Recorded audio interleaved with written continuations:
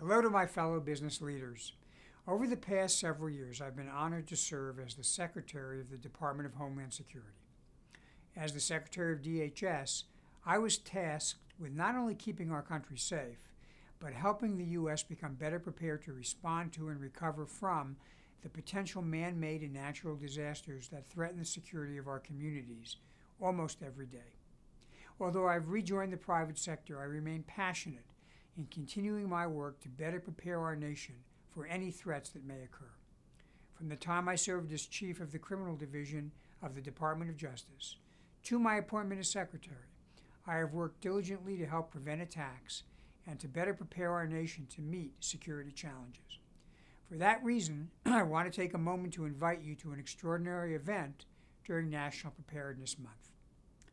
On September 15 at the Marriott Renaissance Hotel in Washington, D.C., business leaders from around the region will converge at the Partners in Preparedness Symposium, hosted by the Homeland Security and Defense Business Council and the American Red Cross of the National Capital Area.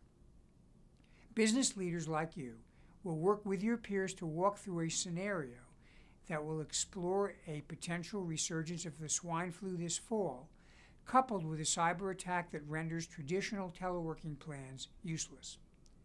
The tragic events on September 11, 2001 made clear the fact that all of us need to be more effective in planning, preventing, protecting, and responding to any event that could harm our people or our nation. Since then, those at DHS and across the government have focused an enormous amount of time and effort on changing and building the capacity to fully integrate the response of the government and the private sector. Though it's been 8 years since September 11th, now more than ever, it's essential for government and business to remember the collective need to plan and prepare before an event occurs. Private businesses, like the government, must start with 3 priorities. First, demonstrate a commitment to preparedness in our leadership and reinforce that commitment.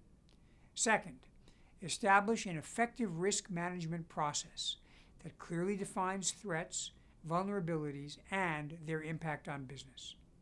Third, develop, exercise, and relentlessly maintain continuity and recovery plans that will keep critical business processes running, especially if they are part of the nation's critical infrastructure or key resources. The government has worked hard to minimize the risks and impacts of a catastrophic event.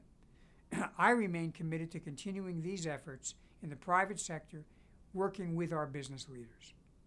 At DHS, we made an honest assessment of the worst possible threats the nation might face, so we could understand fully the extent of our weaknesses regarding the nation's security. Now I'm asking you to join me to do the same. We must address head-on the possibility of a catastrophic disruption in business. Swine flu, cyber attacks, tornadoes, hurricanes, wildfires, floods, even workplace violence all have a tremendous potential impact on our corporate culture. How we prepare ourselves today will define our success in meeting these challenges in the future.